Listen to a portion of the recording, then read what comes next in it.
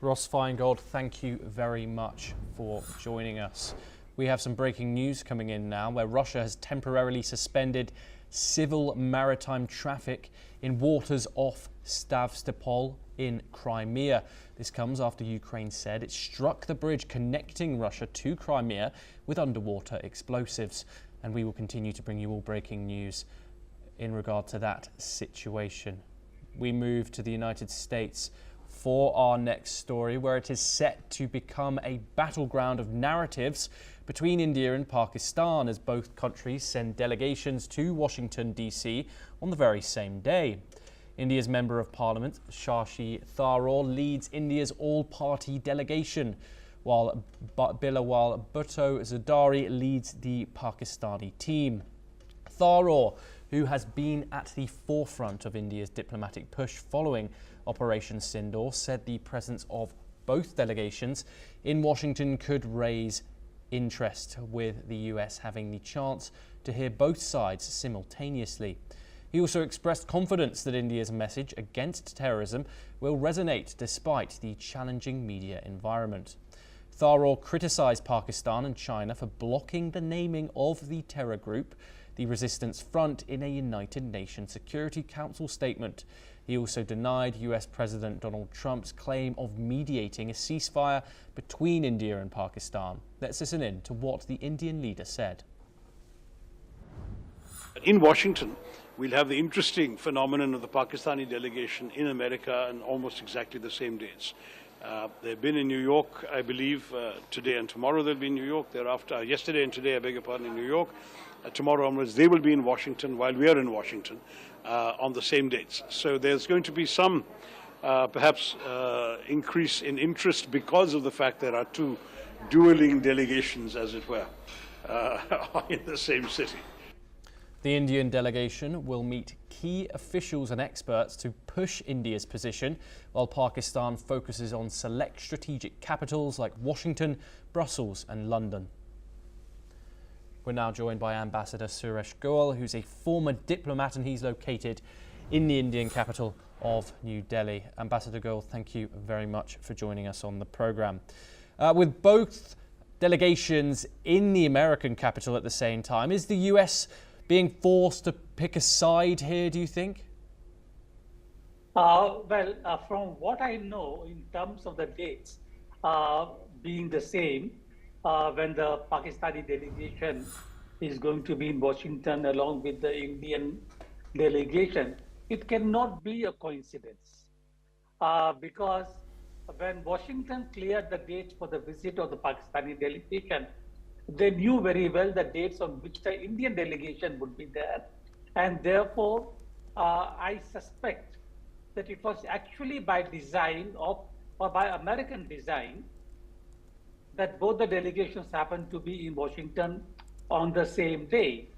And my suspicion is that by doing so, the Americans' leadership particularly, they really wanted to put one against the other or one in proximity with the others to really see the fun. I'm using fun in a very casual manner, but that's all I can think of really, because it does not really serve the purpose of the serious dialogue that Indian delegation would want to have with the American counterparts.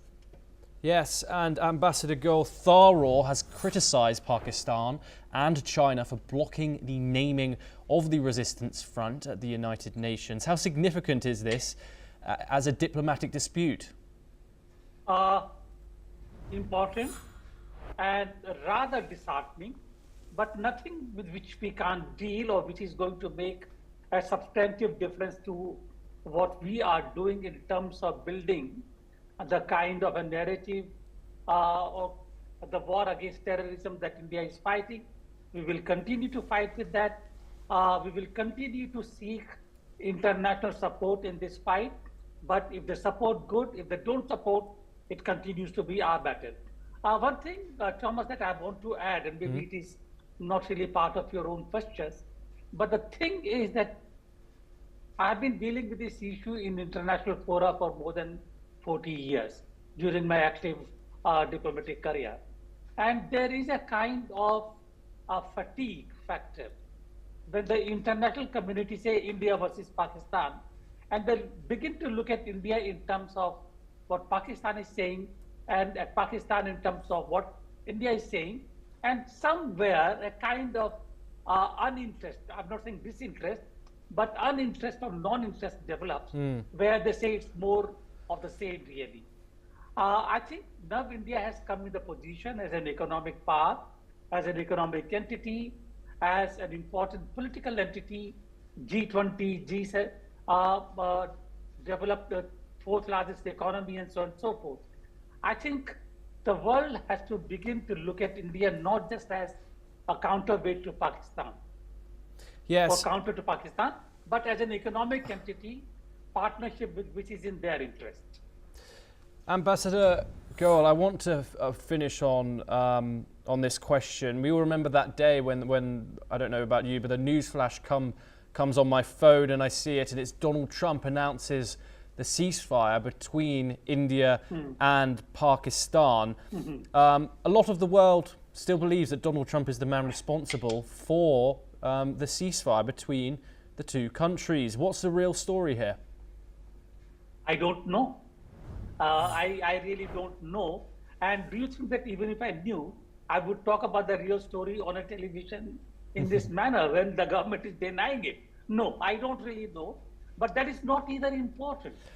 The important thing is that the ceasefire between India and Pakistan, which originated because of Pahalgam attack, is a matter between the two countries.